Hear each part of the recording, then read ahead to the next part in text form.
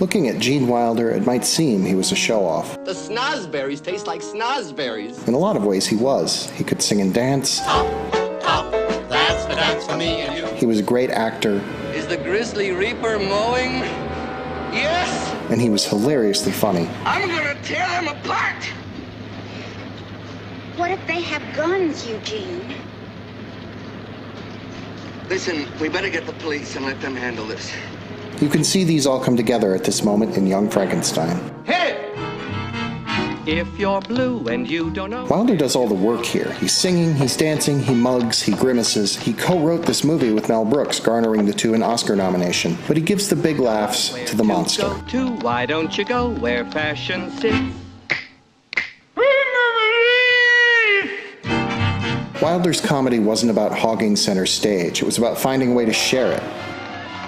In another highlight of his career, the producers, his fever pitch is... Don't touch me! Don't touch me! Pretty wild. I want everything I've ever seen in the movies! That's all because he's signing on to co-star Zero Mostell's plan. Leo, join me!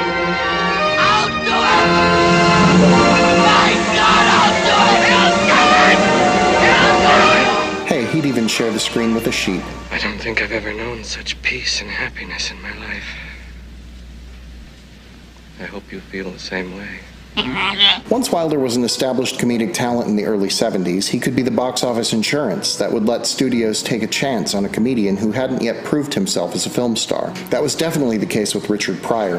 The two first paired on Silver Streak, but watch how ably they trade off the role of the comedic lead in 1980's Stir Crazy. First Wilder freaks out, and Pryor covers for him. Then they completely switch. Take your pill. There are 3... Even in Wilder's most over-the-top role, he was sharing the screen. He's not exactly sharing the screen in the same way I talked about earlier. He dominates every scene he's in, to the degree where the book, Charlie and the Chocolate Factory, had the name and its title swapped out for Wonka's. What's interesting, though, is that he doesn't show up until 45 minutes into this film.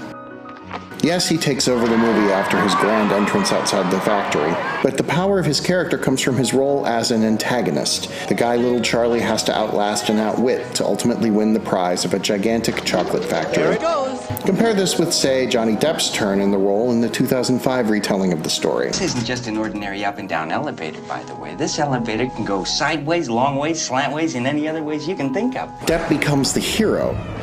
No son of mine is going to be a chocolatier. Then I'll run away. And the kids fade into the background a little bit as a result. Just press a button and sing! You're off. Not so with Wilder's Wonka. And up until now, I've pressed them all. Except one. This one. Go ahead, Charlie. Wilder didn't write or direct that film, and he sat out almost the first half. It takes a certain kind of talent to still dominate people's imaginations afterward. Come with me, And oh, did he. and you'll be in a world of pure imagination.